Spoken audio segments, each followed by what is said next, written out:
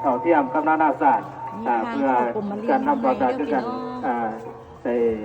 ผู้ขีดข้องประเภทนี้เป็นกระบอกในทีมในป่าแต่ยังเฮ็ดคือเก่านอนยังเฮ็ดคือเก่ายังเฮ็ดเป็นตามระเบียบเปรียบเทียนอันนี้งามของศาสนาของเขา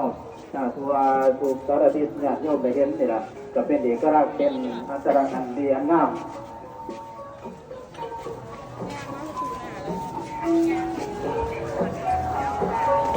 วางด้วย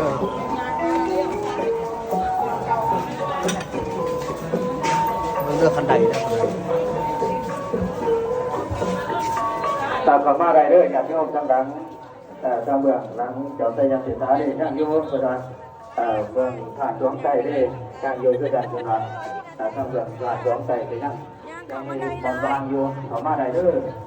คำว่าที่มาโป้งเดียวก็ที่ได้ปิดประตูได้จะบ่ได้ให้ย่างโดนไฟฟ้าได้หมดโมงกันไม่ได้นั่งอยู่ได้ความโมทนาหาเมื่อกี้ทางยูดินทางยูดินพวกมุขปตาเป็นจำนวน200,000 กีบทางยูดินคอยแจกของเรื่อยวันนี้โน่นเวลาอยู่คอยแจกของแต่จะต้องจากโจมเข้าทั้งหลายเอานั่งเด้อหาหมองหาทีไปตั้ง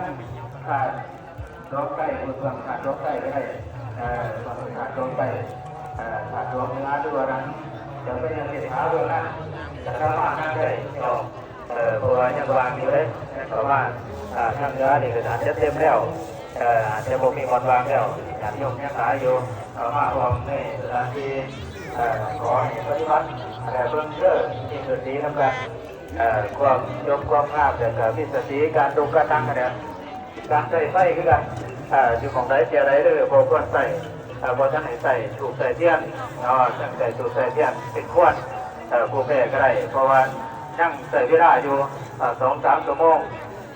พอท่านใส่ก็ได้พอท่านใส่ก็ได้พอยังมีเวลาหลายอยู่อยากโยมเอายังมีเวลาหลายอยู่มานั่งธรรมดานี่ก็ได้ไม่ออกนั่งธรรมดาก็ได้พอโมใส่ก็ได้ใส่ถูกใส่เทียนนั่งก่อนนางเป็นทีเป็นข้างนางให้ยกให้งามเสียสิก้อนก็ถาเพื่อนก็ถาโมก็ถาของที่การทั้งหลายทั้งปวงทั้งในเพราะว่าพอสดหลายเป็นขวดเอาบกวนใส่ก็ได้งานโยมบกวนใส่อยู่ถูกอยู่เที่ยงมันเป็นขวดผู้นึงหยุด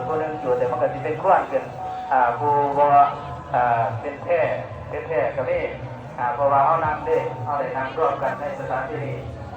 มวลสดหลายหรือว่าญาติโยมมาหลายทานข้าวหมอนข้าว